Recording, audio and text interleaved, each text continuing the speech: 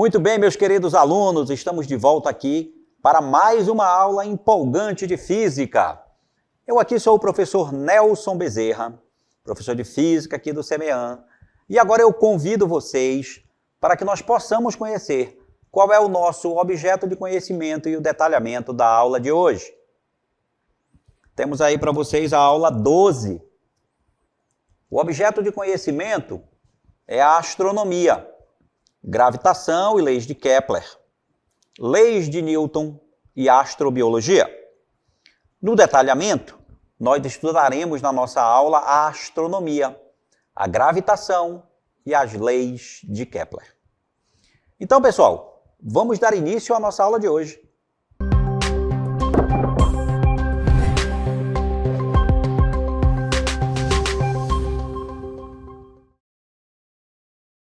Muito bem, pessoal, estamos de volta aqui para falar sobre as leis de Kepler, principalmente. Também vamos falar um pouquinho sobre gravitação, né? Você tem que entender, por exemplo, que esses conhecimentos aí, eles são super importantes para a humanidade, porque foi a partir do entendimento da gravitação, das leis de Kepler, da forma como o planeta se move, né, no nosso sistema solar, é que nós podemos ajustar, por exemplo, o calendário, as estações do ano, certo? Nós podemos, por exemplo, saber qual é a melhor época para o cultivo de certa coisa da agricultura, né? Vamos dizer, de certa cultura relacionada à agricultura, né? Quando é melhor plantar feijão, ou plantar arroz, ou milho, né? Porque tem as épocas chuvosas, tem as épocas de muito sol, né, de muito calor, e aí tem culturas da agricultura que só se dão bem nos períodos de chuva, ou outras que só se dão bem em períodos de estiagem, e assim por diante. Então, o entendimento desses conhecimentos foi super importante para que o homem pudesse otimizar, por exemplo, a sua produção de alimentos com a agricultura, né? E também na criação de animais, né? Isso aí tem uma repercussão muito grande. Então, para que a gente entenda um pouco dessa interligação que existe entre esse conhecimento científico e as culturas, né? O que tem a ver com a nossa vida cotidiana, certo? Nós vamos assistir aí um vídeo explicando um pouquinho sobre essa relação. Vamos lá. Quando o ser humano iniciou a agricultura, ele necessitou de uma referência para identificar as épocas de plantio e colheita. Ao observar o céu, os nossos ancestrais perceberam que alguns astros descrevem um movimento regular, o que propiciou a eles obter uma noção de tempo e de épocas do ano. Primeiramente, foi concluído que o Sol e os demais planetas observados giravam em torno da Terra. Mas este modelo, chamado de modelo geocêntrico, apresentava diversas falhas que incentivaram o estudo deste sistema por milhares de anos. Por volta do século XVI, Nicolau Copérnico, 1473-1543, apresentou um modelo heliocêntrico, em que o Sol estava no centro do universo e os planetas descreviam órbitas circulares ao seu redor. No século XVII, Johannes Kepler, 1571-1630, enunciou as leis que regem o movimento planetário, utilizando anotações do astrônomo Tycho Brahe, 1546-1601. Kepler formulou 3 leis que ficaram conhecidas como leis de Kepler.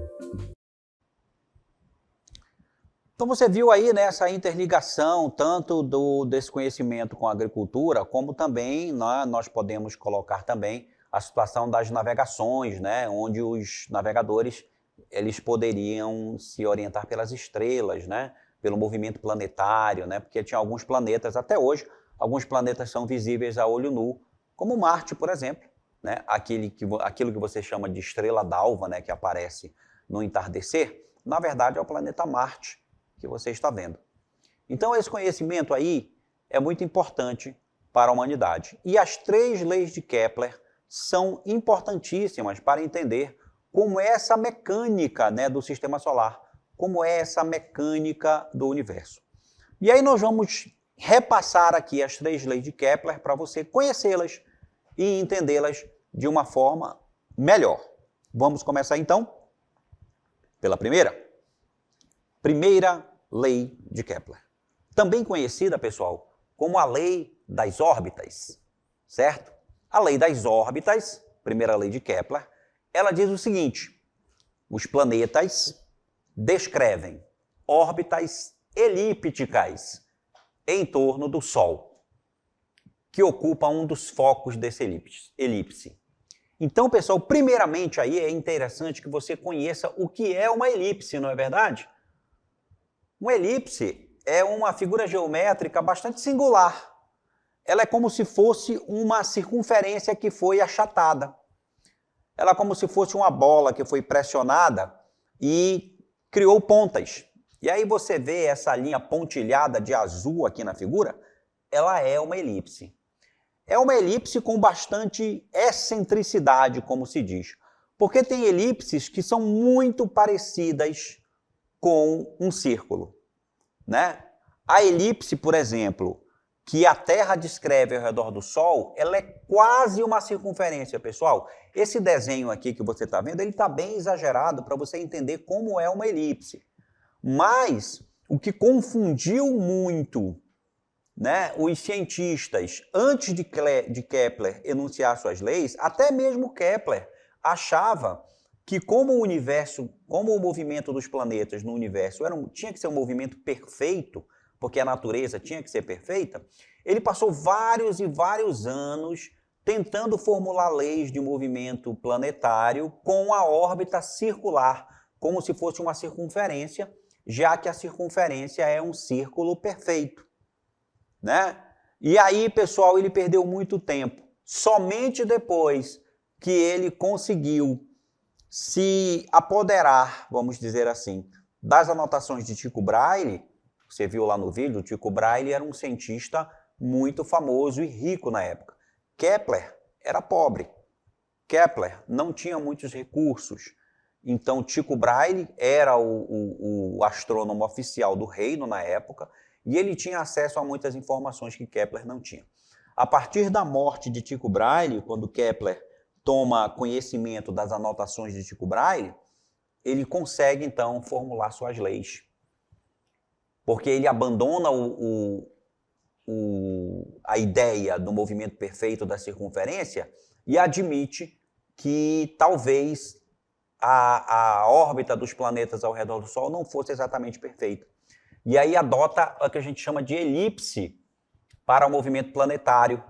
Com essa adoção, então, ele consegue fazer com que os cálculos matemáticos e as observações que ele fazia coincidissem e daí ele consegue enunciar suas leis. E a primeira é a primeira que diz que o movimento é uma elipse. E o Sol, olha só, o Sol não fica no centro da elipse, né? Não fica bem no meio. O Sol fica em um dos cantos, que a gente chama de foco da elipse. Veja que vai ter momentos em que a Terra vai estar mais distante do Sol, olha aqui, como está na figura, a Terra está bem distante, mas quando a Terra passar por essa posição, por exemplo, que a gente chama de periélio, por que está o nome P aí, né? Essa posição mais próxima do Sol, a gente vai chamar de periélio. E a posição mais distante do Sol aqui é o afélio. Então, a Terra ocupa várias posições diferentes durante o seu trajeto ao redor do Sol. Mas quando ela está no periélio, ela tem maior velocidade, porque está mais próxima do Sol e a atração gravitacional do Sol sobre a Terra é maior. Quando a Terra está mais distante do Sol, ela diminui sua velocidade, tá certo? Porque ela está mais distante e a força gravitacional, que é o que causa o movimento da Terra, né? A atração gravitacional entre o Sol e a Terra, ela faz com que a Terra gire ao redor do Sol, certo? E aí ela tem velocidade diferente. A velocidade não é a mesma da Terra em todo o seu percurso. Ora ela está mais rápida, ora ela está mais lenta.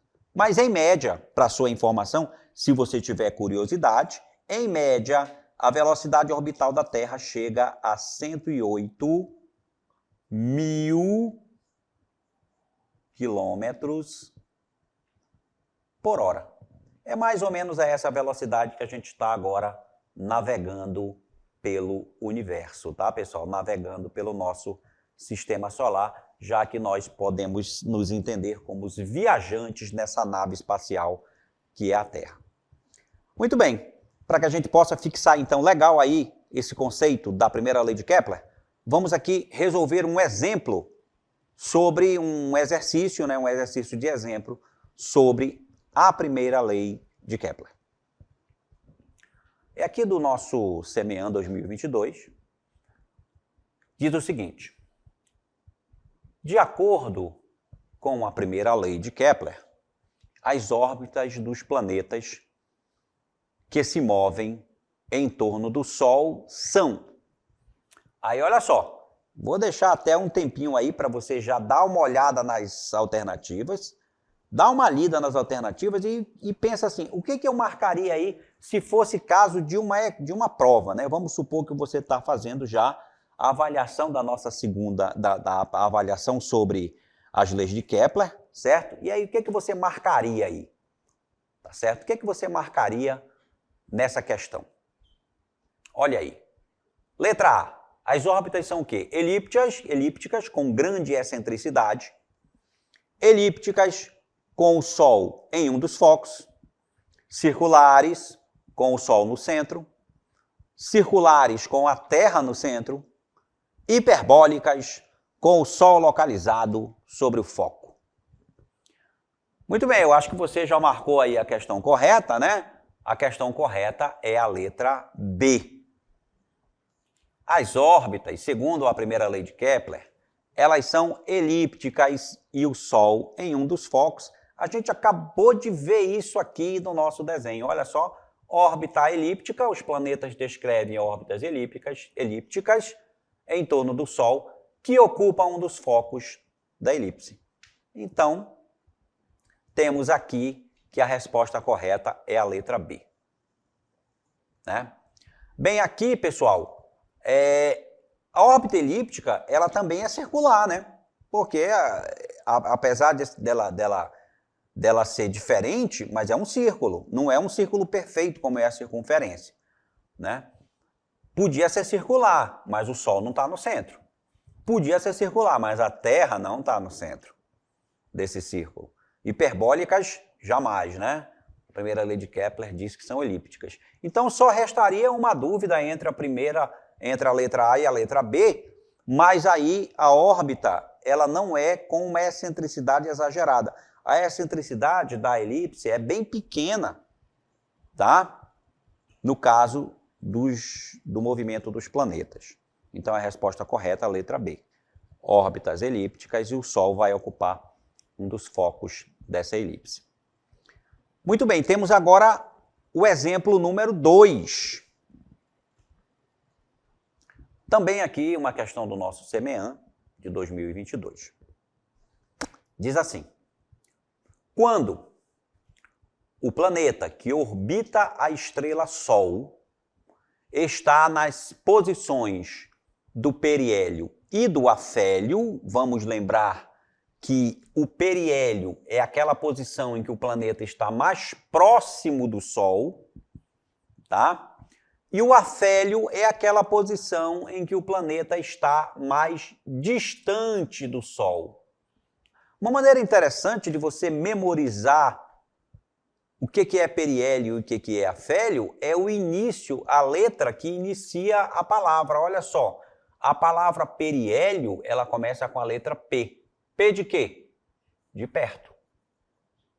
Então, periélio é quando o planeta está mais perto. E olha só, o afélio começa com a letra A. Eu posso associar a letra A à palavra afastado, né? Então,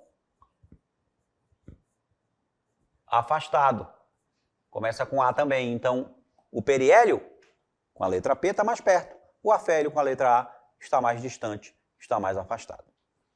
Então, está nas posições do periélio e do afélio, estas são, respectivamente, aquelas onde há. E aí eu tenho aqui, pessoal, uma análise sobre energia, olha só. Energia potencial e energia cinética aí. sendo mencionados nas alternativas de A até E. Olha só, então, respectivamente, ou seja, no periélio, maior e menor energia potencial gravitacional. Então, diz que no periélio ele tem maior energia potencial e no afélio, menor energia potencial. Pessoal, olha só, a energia potencial gravitacional ela vai depender da distância que o nosso planeta está do Sol. Tá certo? Então, maior e menor energia potencial gravitacional.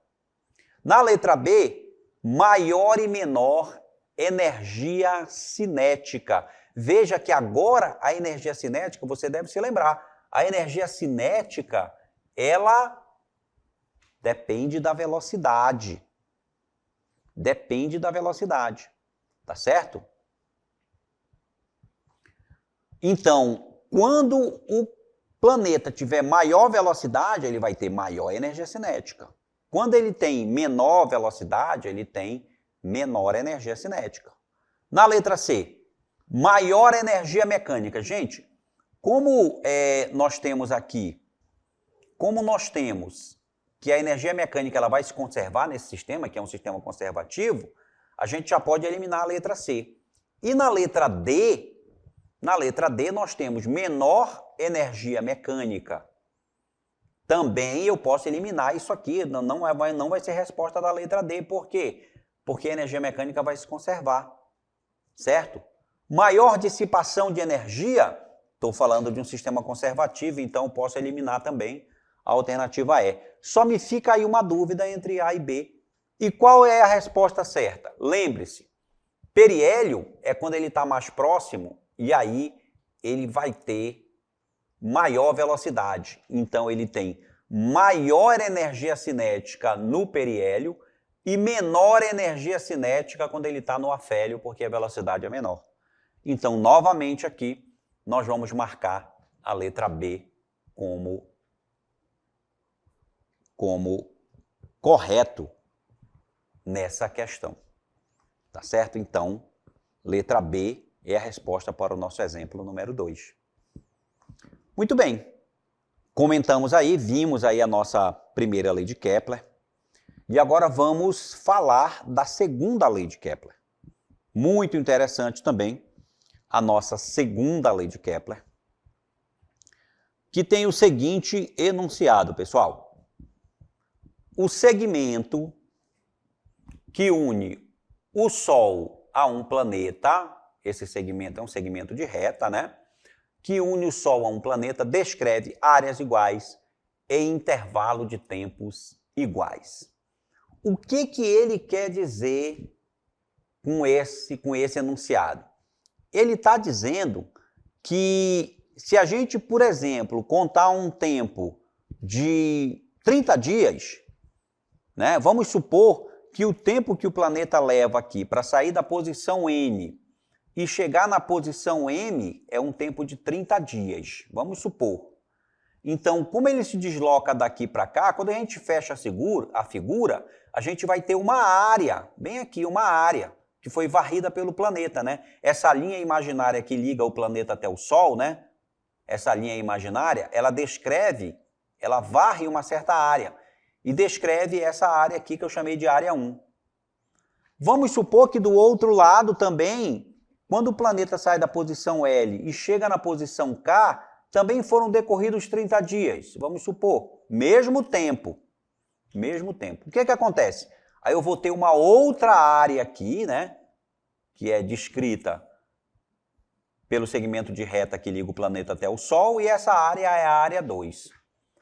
Observe que para o mesmo intervalo de tempo, aqui também 30 dias, né, para sair dessa posição, para o mesmo intervalo de tempo eu tenho que a área 1 vai ser exatamente igual à área 2. É isso que diz a segunda lei de Kepler. Para o mesmo intervalo de tempo, o planeta, ele percorre áreas iguais. Ele pode não percorrer a mesma distância igual. A distância que ele percorre de M para N, ou de N para M aqui, e de L para cá, lá do outro lado, pode não ser a mesma, a distância. Mas a área que ele varre, a área que ele percorre, levando em consideração que existe uma linha imaginária que liga o planeta até o Sol, a área que ele vai varrer é a mesma. O planeta descreve áreas iguais e intervalos de tempo iguais. Essa é a famosa segunda lei de Kepler, também conhecida por lei das áreas. Tá certo? Lei das áreas.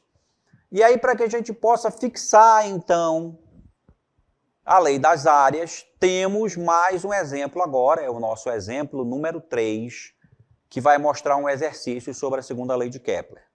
Vamos à solução, então, desse nosso exemplo. Olha aqui, vamos prestar bastante atenção.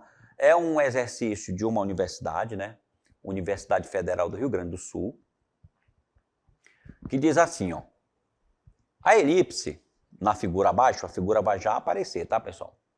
Representa a órbita de um planeta em torno de uma estrela. Os pontos ao longo da elipse representam posições sucessivas do planeta separadas por intervalos de tempo iguais. Então, nós vamos ver lá que as posições que vão ser ocupadas pelos planetas foram no mesmo intervalo de tempo. As regiões alternadamente coloridas representam as áreas varridas pelo raio da trajetória nesses intervalos de tempo. Na figura em que as dimensões dos astros e o tamanho da órbita não estão em escala, né? Claro, não dá para colocar, porque o Sol é muito, muito, muito maior que a Terra. O segmento de reta SH representa o raio focal do ponto H de comprimento P. Então, olha aqui a figura, né? Então, aqui está o Sol, né? Aqui no centro. Nesse S aí é a posição do Sol, em um dos focos da elipse. E as posições A, B, C, D e E são posições sucessivas do planeta, que gira nessa órbita aí. Observe, então, que essas áreas de verde e branco são as áreas que levam em consideração, certo? O raio da órbita, que é essa linha imaginária aqui, ó, que está de preto, ó, que liga o Sol até o planeta, tá certo? Mas tem muitas outras retas iguais, né? Essa que está de preto é uma, mas todas aí, todas essas retas que estão nas beiradas das figuras coloridas, também são raio de órbita, tá certo? Então, o comprimento aí é P, que ele disse lá, tá certo? De S até H, o comprimento a gente chama de P. E aí, aqui nós temos a figura, e o que pergunta a nossa questão? Considerando que a única força atuante no sistema, estrela-planeta, seja a força gravitacional, né, que é ela que faz o planeta se movimentar, são feitas as seguintes afirmações. As áreas S1 e S2, varridas pelo raio da trajetória, são iguais. O período da órbita é proporcional a P ao cubo. Período é o tempo que o planeta leva para dar uma volta no Sol. As velocidades tangenciais do planeta nos pontos A e H, VA e VH, são tais que VA é maior que VH. Então, olha só, pessoal, a primeira afirmação diz que as áreas S1 e S2 são iguais. Essa afirmação aqui, ela já é verdadeira, porque é a própria segunda lei de Kepler, né? As áreas varridas pelos planetas, a área S1 tem que ser exatamente igual à área S2, não tem para onde correr, porque foram feitas no mesmo intervalo de tempo. Então, S1 é igual a S2 pela segunda lei de Kepler. Então, o período da órbita é proporcional a P ao cubo? Aí eu não posso afirmar isso aí, pessoal, porque o P é o raio da órbita, a distância do Sol, lá do S até o H. As velocidades tangenciais do planeta, dos pontos A e H, são tais que a velocidade em A é maior do que a velocidade em H. Vamos ver. O que diz aqui? A velocidade em A, olha aqui, o A está no periélio e o H está no afélio. Então significa assim que a velocidade em A é maior do que de H. É isso que diz? Então isso aqui também é verdadeiro. Tá? Então nós temos que a primeira e a terceira são verdadeiras. Primeira e terceira são verdadeiras. Aqui, ó, eu vou marcar então a letra C, que é a resposta correta para esse exercício. Veja que uma das afirmações está se referindo exatamente à segunda lei, tá? Que é essa primeira. Mas a nossa terceira afirmação aqui está se referindo à primeira lei, porque lá no periélio a velocidade é maior do que no afélio. Ok, pessoal? Então a resposta certa lá, letra C. Vamos continuar agora, pessoal, falando sobre a terceira lei de Kepler, que é conhecida como lei dos períodos, tá certo? O quociente dos quadrados dos períodos e o cubo de suas distâncias médias ao Sol é igual a uma constante K. E isso aí é igual para todos os planetas do sistema que orbita a estrela. No caso aqui, do nosso sistema solar, todos os planetas que orbitam o Sol. Então, o que ele quer dizer aí, pessoal? Eu posso escrever uma equação matemática para essa terceira lei. Uma equação matemática que diz que o T aqui, que é o período, tá? O período, ele dividido pelo raio de órbita, lembra que o raio de órbita é a linha que liga o Sol até o planeta. Esse é o tal do raio de órbita. Então, o período de revolução do planeta ao quadrado, dividido pelo cubo do raio de órbita, é sempre igual a uma constante. Então, eu posso igualar isso para planetas diferentes. Eu posso escrever essa equação em que o período de rotação ao quadrado, dividido pelo raio de órbita, é proporcional ao período de rotação de outro planeta, do planeta B, né? Como está aqui na figura, A e B ali, né? Dividido pelo raio ao cubo do planeta B. Então eu tenho essa relação para a terceira lei de Kepler. E agora, pessoal, que a gente já apresentou então a terceira lei de Kepler, vamos continuar aqui falando mais sobre essa lei. Veja, tendo em vista que o movimento de translação de um planeta é equivalente ao tempo que este demora para percorrer uma volta em torno do Sol, é fácil concluirmos que quando mais longe o planeta estiver do Sol, mais longo será seu período de translação. E, em consequência disso, maior será seu ano. E aí agora nós temos o nosso exemplo número 4, para a terceira lei de Kepler, da Unicamp de São Paulo, em setembro de 2010. Júpiter atingiu a menor distância da Terra em muitos anos. As figuras abaixo ilustram, está ao lado a figura, né? A situação de maior afastamento e maior aproximação desses planetas. Considerando que suas órbitas são circulares e que o raio de órbita terrestre mede 1,5 vezes 10 a 11 metros e que o raio da órbita de Júpiter equivale a 7,5 vezes 10 a 11 metros, de acordo com a terceira lei de Kepler, o período de revolução e o raio de órbita desses planetas em torno do Sol obedecem à relação em que TJ